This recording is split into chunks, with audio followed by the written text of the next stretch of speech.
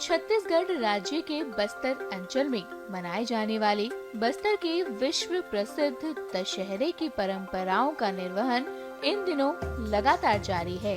आदिम समुदाय के साथ बस्तर का राज परिवार 600 से भी अधिक वर्षों से इस परंपरा को निभाता आ रहा है। इसकी अनेक रस्मों में से एक अनोखी रस्म बेल पूजा है।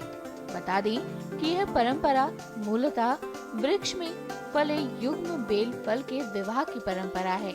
मान्यता है कि किसी समय में यहाँ आखेट के दौरान राजा को देवी ने दर्शन दिए थे और फिर अदृश्य होकर बेल के वृक्ष का रूप धारण कर लिया था। तभी से यह परंपरा निभाई जा रही है। परंपरा अनुसार राज परिवार के सदस्य राजमहल से निकलकर सरगीपाल के जंगल पहुंचते हैं, जहां आमजन उनका स्वागत करते हैं। एक दिन पूर्व, कल के दिन पहले राजा महाराजा आके यही रहते थे गांव में। फिर ये जो जोड़ा बेल है, इसको आइडेंटिफाई किया जाता है, इसको चिन्हांकित करके इसमें कपड़ा बांधा जाता था। यहाँ आके शिव शक्ति की आराधना, मतलब माँ की आराधना करना और उनका शादी करना।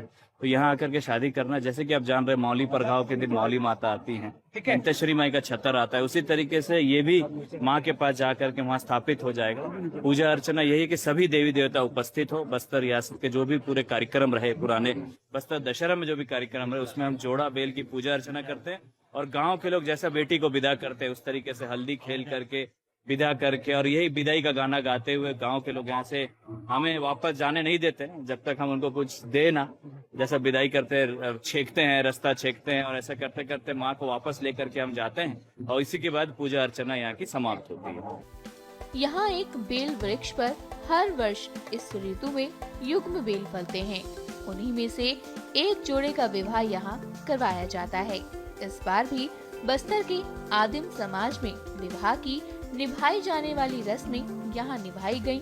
बस्तर के दशहरे की अनोखी रस्म देश विदेश के संस्कृति प्रेमियों के लिए आकर्षण का विषय है।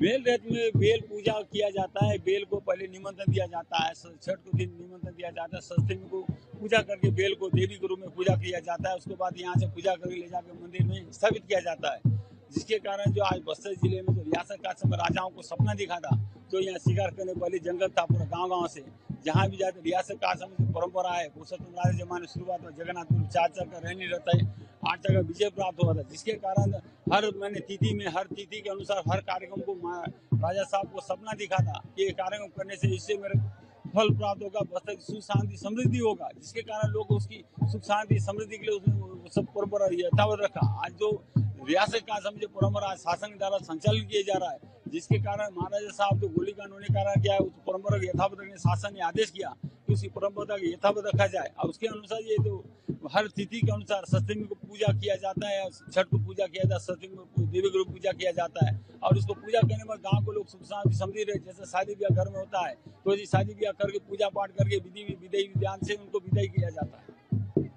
पहले दिन न्योता भी दिया जाता है। मैं छठ तो रात को न्योता दिया जाता है। रथ से उतरने के बाद माई जी का हवन पूजा करने के पश्चात आगे माई जी का निमंत्रण दिया जाता है। उसके बाद वहाँ से यहाँ से जाने के बाद फिर माई जी का आरती होता है।